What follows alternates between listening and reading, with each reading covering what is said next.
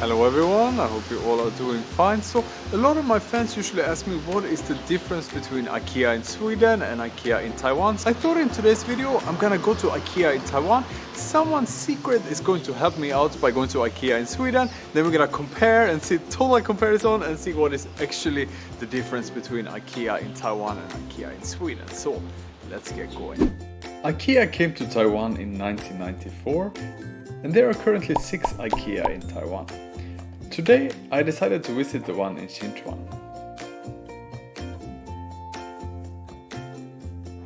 The first thing I wanted to talk about is which is like the most popular product in Taiwan and Sweden. And does anyone have a guess about the most popular product in Taiwan? So it happens to be this shark, and this shark is called blå haj, and it means blue shark in Swedish. And I think it's because it's a very, very cute shark. So I think Taiwanese really like cute things. That's why this is one of the most popular things in Taiwan. No matter if you're in Sweden and Taiwan, one of the consistently best sellers in IKEA is of course the bag called frakta, and the name frakta means to deliver things, so it makes a lot of sense, right? And this is not just used in IKEA, also a lot of people when they carry their laundry or moving or carrying a lot of stuff, this bag is of course very, very classic. From 2021, from next year actually, for every sold frakta, IKEA is gonna give 5 Taiwanese dollars to the community surrounding the store. Another one of the really popular products in Taiwan is this bed tray, which is called clips, and the meaning of this clips in Swedish is smart or tomming. And now let's take a look at the most popular product in Sweden. Hello Jonas, hello everyone. I am Maria and I am Jonas' sister, and now we're going to IKEA. IKEA comes from Sweden. It was founded in 1943 by Ingvar Kamprad.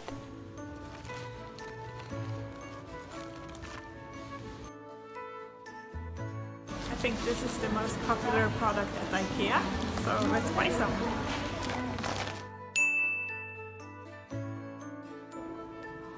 This bookcase is named Billy, and it's like the most bought furniture in IKEA.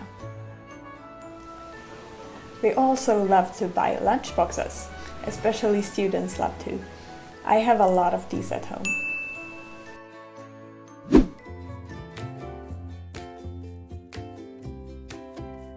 Of course, most of the things in IKEA is designed in Sweden because it's a Swedish company and the famous Swedish design, right? But there's actually one thing that is designed in Taiwan, and can you guys guess what? Every year there's a competition where kids get to paint their favorite toy. This year 6 kids were chosen to get their toy made in 3D, and this one is actually made by a Taiwanese kid. IKEA thought this design was so great, so they made it into a plush toy, and now actually you can buy this all over the world, so it's really inspiring. And all of the proceeding from this will go to the World Vision, which is a fund that helps kids around the world to play and learn and develop. So definitely go and pick this one up.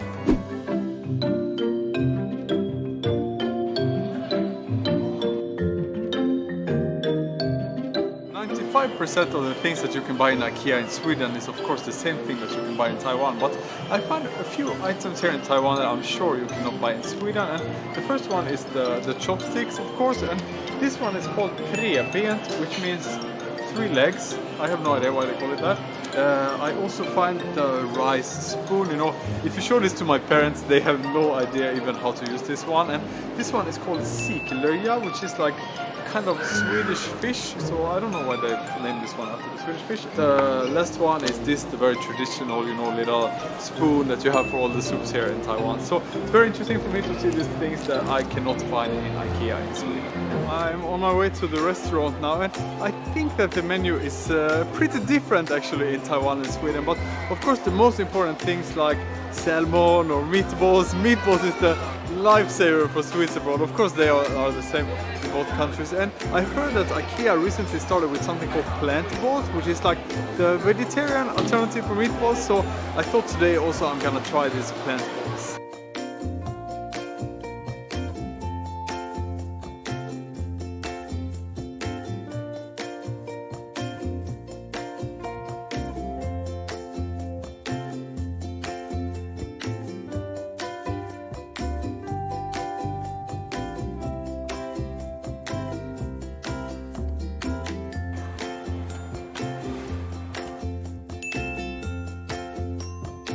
gonna be my first time trying the plant ball now. I'm really excited if there's gonna be any difference compared to the meatball that I am so used to that is in my Swedish heart.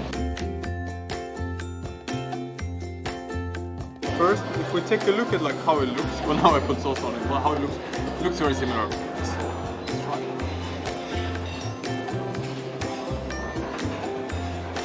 The first thing I noticed is that like the crust, like this part here, is really like crispy and very similar to the IKEA meatballs. I think in a blind test, if I didn't know which food I ordered, I'm not sure that I can tell that this is actually the vegetarian alternative.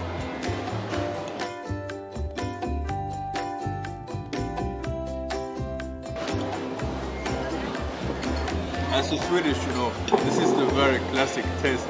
It really takes me back to Sweden. The ingredients they use to make this vegetarian plant ball is pea protein, is the most important one. They also put apple and oats and onion and also potato. And from these ingredients, they managed to create something that tastes very, very similar to the original meatball. I'm actually very surprised, I'm very shocked that the taste is so similar. The great things about these plant balls, except that they taste very similar to the meatballs and are very, very tasty, is also that actually the climate footprint of these plant balls is actually only 4% of the original meatballs. And since IKEA are making more than 1 billion meatballs in a year, can you imagine that? So imagine if we can just change, you know, a little bit of all those meatballs for the vegetarian version, the plant balls, and we can really help to reduce the carbon footprint of the meatballs. This is what the food menu looks like in Sweden. Right now, a lot of people want to order the julmeny, which is the Christmas menu. But we decided to eat home today, and since I'm vegetarian, we'll buy these plantbollar, which is the vegetarian meatballs. Now we're leaving IKEA and it started snowing. Now I am preparing the plant balls. I'm adding some salad and red cabbage. The traditional way is to have it with potatoes. And the best thing is the lingonberry jam, which is actually made from lingon picked by our parents. Men gud, nice! Det såg lyxigare ut än. Jag var jätteförvånad för jag kollade upp inför den här videon och de har en haj, en blå haj, ett mjukisdjur. Och den är så jäkla populär i Taiwan. Alla barn på IKEA går runt och bär på en sån här blå haj. Jag vet inte vad, den heter blå haj, det är alltså en mjukisdjur som är en haj. Men den är ganska söt i alla fall. Skulle du säga att många av era möbler kommer från IKEA eller? Ja, många. Min soffa och mitt skåp, stora skåp som jag har allting i. Men sen så är det mycket så små saker. Grejer. Vad tror du att folk i Sverige liksom generellt tycker om IKEA? Vad är liksom bilden av IKEA? Men det känns som att det är där dit man går om man behöver någonting till hemmet. För det är bra priser och alla känner till produkterna liksom. Jag tror vissa tycker att det är lite stressigt att vara på IKEA för att det är så mycket som händer på ett ställe och restaurangen är stor och sådär. Det brukar vara man brukar ju säga att liksom, som när man är ett nytt par, att om man överlever första storhandlingen på IKEA, för det brukar ju ta en hel dag när man köper alla grejer till hemmet, och om man inte bråkar den dagen då har man ett bra förhållande liksom. Vi pluggar båda arkitektur, så vi tycker det är jättekul med möbler och inredning och sånt också. Så att jag tror att vi båda tycker det är väldigt kul att gå runt och titta på alla små rum och sånt där. Okej, vilken lyx. Jag tror för min del att när jag var student så var det typ 100% av mina grejer från IKEA. Det var där jag köpte allting liksom. För det är ju det stället som har prisvärt, men också att det är liksom grejer som håller ganska bra ändå. Och när jag flyttade sen ut från min studentlya så kunde jag sälja alla grejer också. Att de var fortfarande så att de höll då. Och sen när jag började jobba tror jag att jag hade typ 50% av mina grejer från IKEA. Det var jättebra, tack så mycket för hjälpen. Okej, kanon. Ha det bra, hejdå. Something that we didn't talk so much about in today's episode is that IKEA also is of course very, very important for Swedes living abroad, because when there's a Christmas or midsummer or some other holiday, you know, we go here to buy our decoration and buy the food. So it's a place that is very, very important for all the Swedes living abroad. And I think also if you guys want to try out the plant balls, of course you can just go to any of the IKEAs in Taiwan. And also if you want to know more, I will also put a link down there in the description. Now I'm gonna go and pay for the things I bought. So thank you so much for watching today, and I will see you all next time. Bye bye!